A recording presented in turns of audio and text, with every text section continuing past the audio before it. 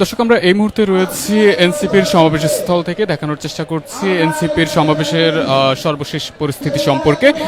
দর্শক, দেখতে পাচ্ছেন যে অল্প অল্প করে কিন্তু এনসিপির নেতাকর্মী যারা আছে তারা কিন্তু বিভিন্ন স্থান থেকে এসে জড়ো হতে শুরু করেছে এবং আমরা দেখতে পাচ্ছি যে এনসিপির যে সমাবেশ স্থল আছে সেখানে নেতাকর্মীরা কিন্তু বিভিন্ন স্থান থেকে আসতে শুরু করেছেন, যদিও তাদের সমাবেশ শুরু হওয়ার জন্য আর বেশ কিছুক্ষণ সময় বাকি আছে। তার ঠিক কিছুক্ষণ পরেই মূলত তাদের সমাবেশের যে মেইন কার্যক্রম সেটি শুরু হবে। আমরা যতটুকু দেখতে পাচ্ছি যে বিভিন্ন জায়গা থেকে মোটামুটিভাবে তাদের যে নেতাকর্মী যারা রয়েছে তারা কিন্তু আসতে শুরু করেছে। তবে এর আগের যে সমাবেশগুলো হয়েছে সেই তুলনায় এখন অবধি অনেকটা কমই মনে হচ্ছে নেতাকর্মীর সংখ্যা। তবে যেহেতু এখনো কিছু সময় বাকি রয়েছে, আমরা দেখতে পাচ্ছি যে কিছুক্ষণ পরই ছোট ছোট মিছিল নিয়ে কিন্তু তারা সমাবেশ স্থলে আসতে শুরু করেছেন এবং সেটি কিন্তু আরো আগে থেকেই আমরা দেখতে পেয়েছি। এখনো কিন্তু নানা স্থান থেকে এনসিপির নেতাকর্মী যারা রয়েছেন তারা কিন্তু ছোট ছোট মিছিলের মাধ্যমে কিন্তু আমরা দেখতে পাচ্ছি যে সমাবেশ স্থলে এসে যোগ দিচ্ছেন। দর্শক, দেখছেন যুগান্তর লাইভ। আমরা এই মুহূর্তে যুক্ত আছি এনসিপির সমাবেশের স্থল তথা শহীদ মিনার থেকে, দেখানোর চেষ্টা করছি আজকের এনসিপির সমাবেশের সর্বশেষ পরিস্থিতি সম্পর্কে। আমরা দেখতে পাচ্ছি যে আরও একটি মিছিল নিয়ে কিন্তু এনসিপির সমাবেশের স্থলে এসে পৌঁছেছেন তাদের নেতাকর্মীরা।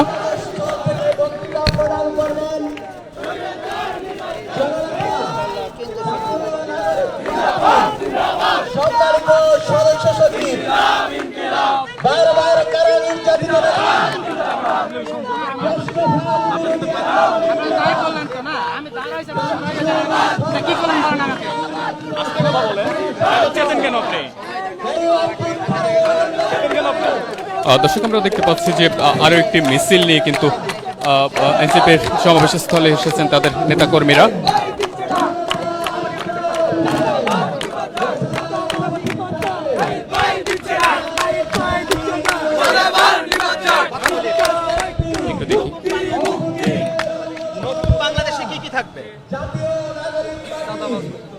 আমরা চাঁদাবাজ মুক্ত বাংলাদেশ চাই। ইতিপূর্বে যেই সব কারণে স্বৈরাচার মাথাচাড়া দিয়ে উঠেছে এবং স্বৈরাচার দেশে একটা ফেসিজম, একটা স্বৈরাচারী শাসন ব্যবস্থা কায়েম করেছে, যেই শাসন ব্যবস্থা 5 তারিখে মানুষ গণ অভ্যুত্থানের মাধ্যমে ভেঙে দিয়ে মানুষ যে নতুন বাংলাদেশের স্বপ্ন দেখেছে, আমরা সেই বাংলাদেশ বিনির্মাণ করতে চাই। কিন্তু আপনাদের সমন্বয়কদের নামে চাঁদাবাজির অভিযোগ, সেটা কিভাবে দেখেন? সমন্বয়কদের নামে বিভিন্নভাবে বিরোধী পক্ষ এবং কুচক্রী মহল চাঁদাবাজির যে অভিযোগ তুলছে সেটা আসলে প্রমাণিত নয়, ভিত্তিহীন, অনেক ক্ষেত্রে গুজব। আর কেউ যদি সংগঠনের নামে চাঁদাবাজি করে তাহলে আমাদের হাইকমান্ড রয়েছে, তারা প্রমাণ সাপেক্ষে সাংগঠনিক ব্যবস্থা গ্রহণ করবে এবং আইনানুগ ব্যবস্থা নিবে। আমি একটু বলি, সমন্বয়ক পরিচয় যদি কেউ গঠন হওয়ার পরে সমন্বয়ক যে প্রথা ওটা বিলুপ্ত করা হয়েছে, কিন্তু এই সমন্বয়ক নাম করে বিভিন্ন রাজনৈতিক দলের নেতা কর্মীরা, গুন্ডা পান্ডারা সারা বাংলাদেশে তাসের রাজত্ব করেছে। আপনি দেখবেন বাংলাদেশে শুধু সেন্ট্রাল সমন্বয়ক 158 জন, ইভেন শুধু Dhaka college, Badrunnesa college, Eden college সহ গুটি কয়েক কলেজে হচ্ছে সেন্ট্রাল আপনার বৈষম্য বিরোধীর যে সমন্বয়ক নীতি সেটা দিয়েছে। বাংলাদেশের কোনো জেলায় বলতে পারবেন না সেন্ট্রাল থেকে হচ্ছে সমন্বয়ক হিসেবে নির্বাচিত করেছে। হয়তো রাজশাহী বিশ্ববিদ্যালয় আছে, চট্টগ্রাম বিশ্ববিদ্যালয় আছে, রংপুর বিশ্ববিদ্যালয়গুলোতে আছে। যে সমন্বয়ক প্রথা দিয়ে বিভিন্ন রাজনৈতিক নেতাকর্মীরা হচ্ছে এই বাংলাদেশে একটা লুটেরাই রাজত্ব কায়েম করেছে। নতুন বাংলাদেশে কি থাকবে আপনি মনে করেন? নতুন বাংলাদেশে সমতা থাকবে। দর্শক, আমরা যেমনটা দেখতে পাচ্ছি আরো একটি মিছিল কিন্তু এসেছে তাদের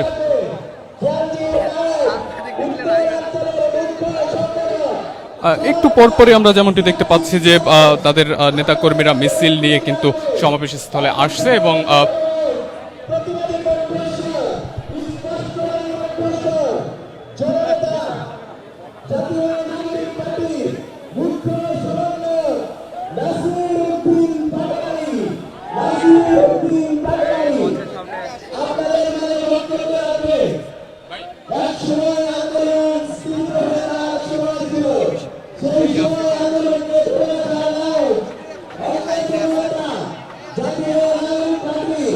একটু কথা বলি যে আজকে কেমন দেখছেন নেতাকর্মীর উপস্থিতি? একটু পরেই তো আপনাদের সমাবেশ শুরু হবে। আপনাকে ধন্যবাদ। আমাদের জাতীয় নাগরিক পার্টির পক্ষ থেকে ঐতিহাসিক ৩রা আগস্ট যেখান থেকে এক দফার ঘোষণা দেওয়া হয়েছিল, সেই জায়গার থেকে জাতীয় নাগরিক পার্টির আজকের যে টানা সারা দেশে আমাদের 1 মাস পদযাত্রা চলেছিল, সেই পদযাত্রা পরবর্তীতে আজকের আমাদের এই সমাবেশটি আমাদের মূলত দাবি হচ্ছে জুলাই ঘোষণাপত্র, জুলাই সনদ এবং নতুন সংবিধানের দাবিতে। একই সাথে জাতীয় নাগরিক পার্টি আত্মপ্রকাশের পর থেকে আমরা বাংলাদেশের বিভিন্ন সেক্টর কিভাবে দেখতে চাই তার উপরে ভিত্তি করে আমাদের নতুন বাংলাদেশের ইশতেহারও প্রকাশ করা হবে এবং ইতিমধ্যে আমাদের বিভিন্ন জেলা থেকে নেতৃবৃন্দরা স্বল্প পরিসরে আসছেন।